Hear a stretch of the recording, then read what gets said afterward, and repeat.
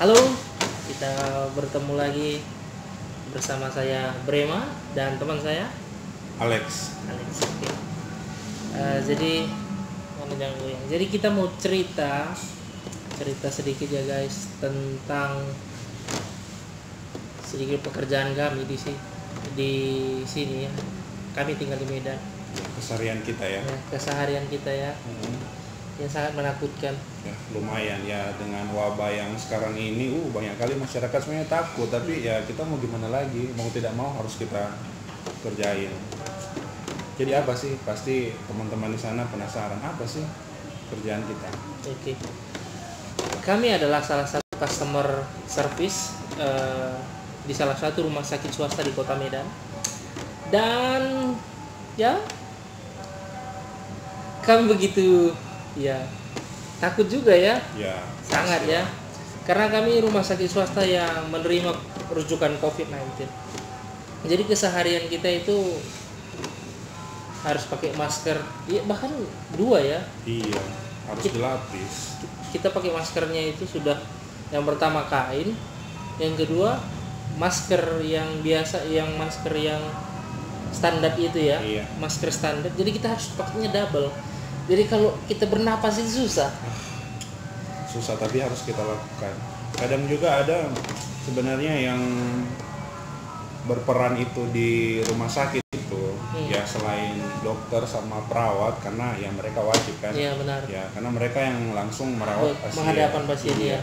Tapi ya jangan dilupakan juga yang di balik layar itu ada tenaga-tenaga lain ya. Salah satunya housekeeping.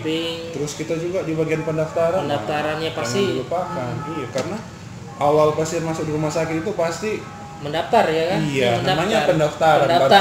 Berarti pertama yang ditemui. Iya benar, bukan dokter ya. Benar. Bukan perawat ya, Iya. Pendaftar ya. Pendaftaran. Namanya ya. juga di awal, tapi kalau sananya udah di belakang, udah di akhir, bukan lagi pendaftaran. Perawat lah ya. Iya, Perawat. benar. Karena Bagaimana? mereka yang langsung interaksi dengan pasien, merawat, tapi ya sebenarnya kita juga salah satu tenaga yang bisa dibilang garda depan, karena pasien masuk kan mendaftar ke kita. Ya, jadi jangan dilupakan lah, selain perawat, dokter, ada juga di balik layar itu housekeeping sama kita yang bagian pendaftaran.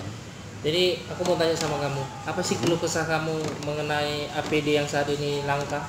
Iya, sangat disayangkan sih. Seharusnya kalau namanya rumah sakit rujukan, kayak kita rumah sakit swasta yang ada di Kota Medan, ya namanya juga rumah sakit rujukan, berarti kita mau tidak mau harus menerima pasien yang membutuhkan pelayanan. Karena kalau rumah sakit namanya rumah sakit rujukan terus kita nggak terima pelayanan pasien dengan alasan APD kita nggak lengkap, wah Konyol ya? Iya, sangat konyol ya? Dipertanyakan nanti rumah sakit rujukan kok APD-nya nggak lengkap, wah itu jadi keluh kesah kita ya. Kami minta barangkali ada saudara-saudara kami di luar sana yang mungkin tergerak hatinya mau membantu kita, rumah sakit di sini, rumah sakit swasta ya, kita sangat membutuhkan APD yang lengkap, karena kita di depan itu mau tidak mau kita harus buat sendiri ya. Kita kreatif memang, kita buat masker sendiri, jahit sendiri, ada kita jahit, karena yang masker yang standar itu kan terbatas, langka. Iya, langka.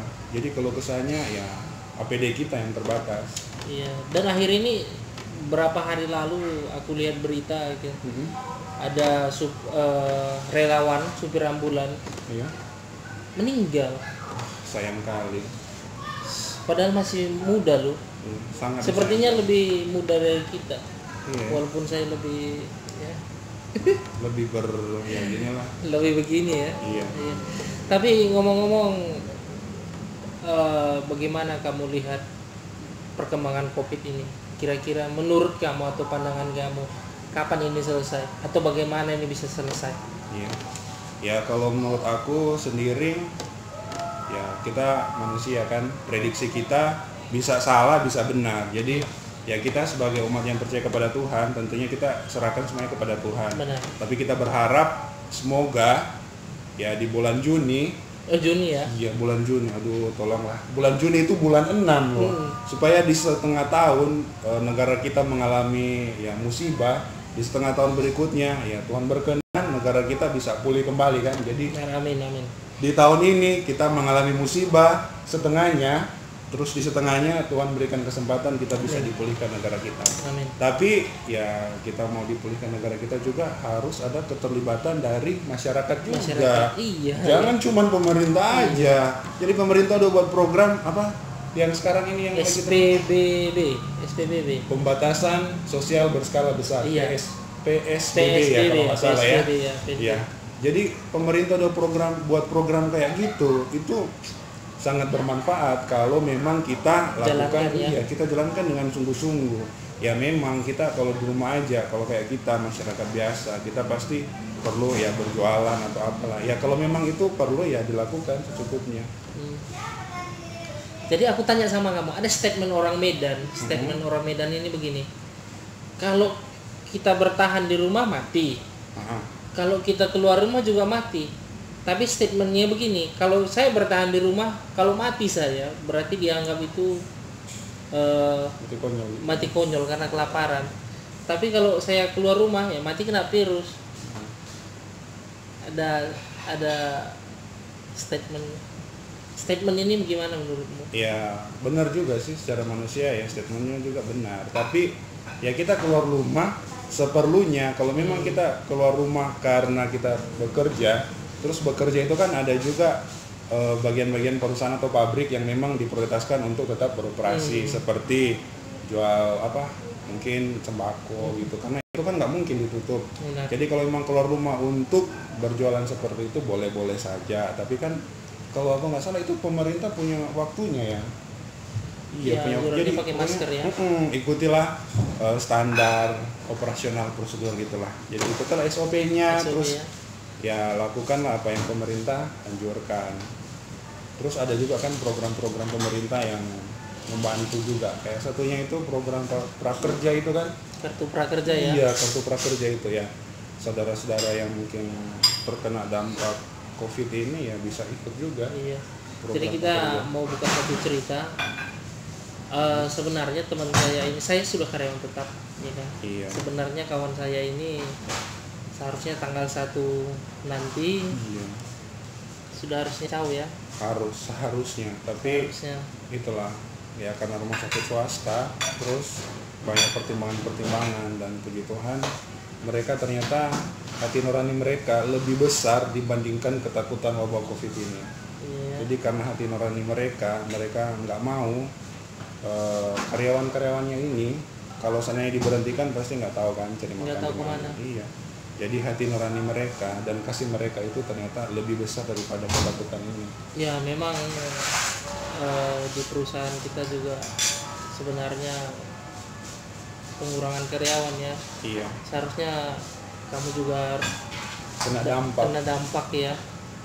Tapi seperti yang kamu jelaskan tadi tidak jadi ya, seharusnya keluar jadi tidak jadi. Beruntungnya. Oke lah untuk sesi saat ini saya rasa itu ya. Untuk kita bisa sharingkan, mungkin ada masukan dari teman-teman sekalian apa yang akan kita diskusikan. Satu lagi kita lupa bilang. Apa lagi ya? Kita karena APD ini sangat langka, ya kan? Apalagi kita rumah sakit begini, rumah sakit rujukan yang minim sekali APD, dan bahkan kita buat APD sendiri yang seadanya. Iya. Mungkin melalui video ini kita mohon bantuan kepada teman-teman semua. Ya seberapa ada, karena kami juga di sini ya departemen yang tersangkut di dalam rumah sakit ini juga kekurangan yang namanya APD ya, seperti ya bagian pendaftaran contohnya housekeeping ya, paling yang diutamakan perawat dan dokter ya, memang karena bersentuhan langsung ya. Iya. Tapi ya kita berharap mungkin ada teman-teman atau saudara-saudari sekalian yang di luar sana yang terketuk hatinya ya, amin ya, terketuk hatinya untuk membantu kita di sini ya, silakan komentar kolom di bawah. Dan nanti kita akan komunikasi ya. Terima kasih. Salam apa? Hashtag di rumah aja. Oke, hashtag di rumah aja. Oke. Terima kasih sudah menyaksikan video ini ya.